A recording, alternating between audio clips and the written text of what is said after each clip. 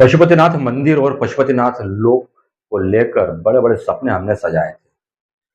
पिछले दिनों मंदिर घाट का निर्माण भी यहाँ पर हुआ था, मगर वो घाट केवल प्रदर्शन की वस्तु बन चुके हैं। आप उनका उपयोग नहीं कर सकते हैं।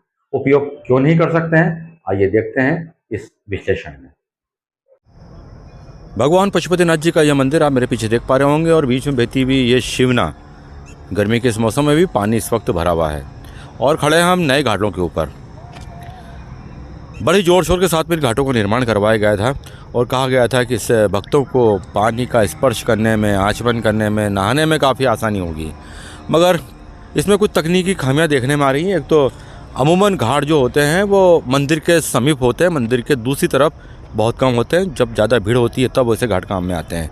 ये मंदिर के ठीक सामने की तरफ बना हुआ घाट है और यहाँ पर आने के लिए भी आपको एक लंबा रास्ता तय करना पड़ेगा। पुल पे से होते हुए इधर, फिर खानपुरा की पुलिया से होते हुए नीचे कच्चे रास्तों में से होकर आपको यहाँ तक आना पड़ता है।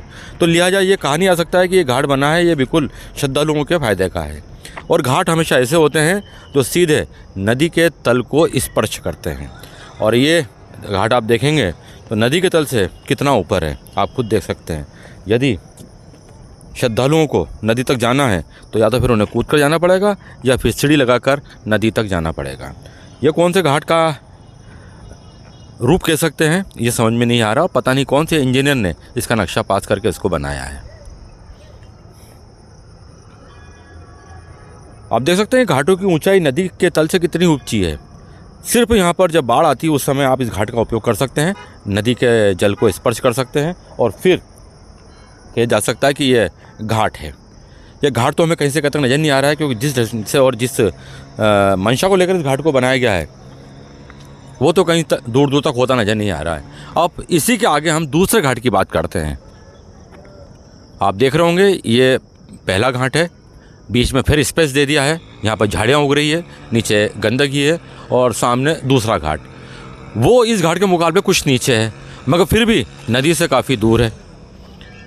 रही बात नहाने धोने की, यहाँ पर प्रतिबंध की, वो तो यहाँ पर मखलू उड़ता हुआ दिख रहा है। काफ़ी लोग यहाँ पर बेखौफ होकर नहा रहे हैं। बात हम घाटों की करने आए थे। घाट भी इतने बेतरतीब और इतने अनगढ़ से बने हैं कि लगता नहीं है कि इन घाटों को बनाने में अच्छा खासा पैसा खर्च किया गया है। पता नहीं कि उस मंदिर परिसर और मंदिर के आसपास भक्तों की भावनाओं के साथ में हमेशा से खिलवाड़ हो रहा है। यह घाट बन चुका है और उसको बने हुए भी काफ़ी समय हो चुका है। शायद ही कोई इस घाट पर आया होगा। कोई आया भी होगा तो सिर्फ यहाँ पर देख कर चला गया होगा। इस घाट से न तो वो नदी में उतरा होगा न नदी में उतर सकता है। समझ में नहीं आता कि जनता के पैसों का और ख़ासकर धार्मिक भावनाओं को आहत करने में अधिकारियों को और इंजीनियरों को क्या मज़ा आता है।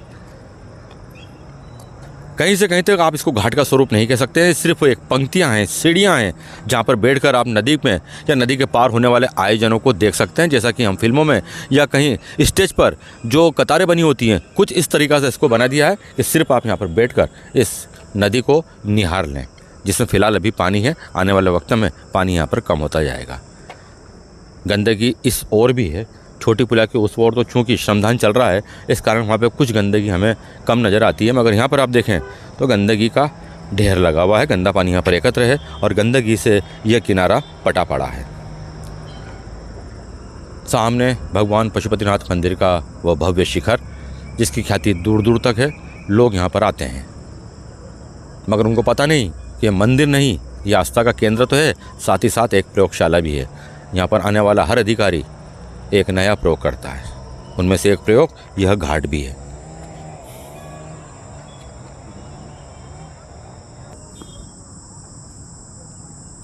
घाट सिर्फ दिखावे भर का घाट है। ये घाट जैसी कोई परिभाषा यहाँ पर लागू नहीं होती है, क्योंकि ये तो सिर्फ ऊंची सीढ़ियाँ बना दी गई हैं।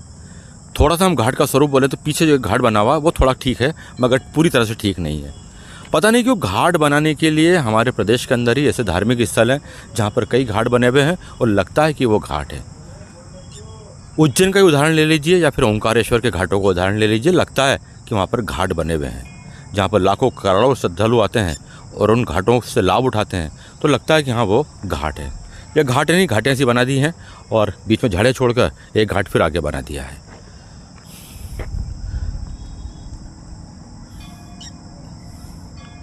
तो कुल मिलाकर लब्बो लुआब यही है कि मंदिर परिक्षेत्र में घाट बनाने की बजाय इसे सामने की तरफ बनाया गया है, और वो भी इतनी दूर कि वहाँ पर श्रद्धालुओं को जाने में काफ़ी दिक्कतों का सामना करना पड़े। तो कोई बड़ी बात नहीं, जो लोग कहते हैं कि ये क्षेत्र एक प्रयोगशाला है, और लगता है कि आगे भी ये प्रयोगशाला बनी रहेगी।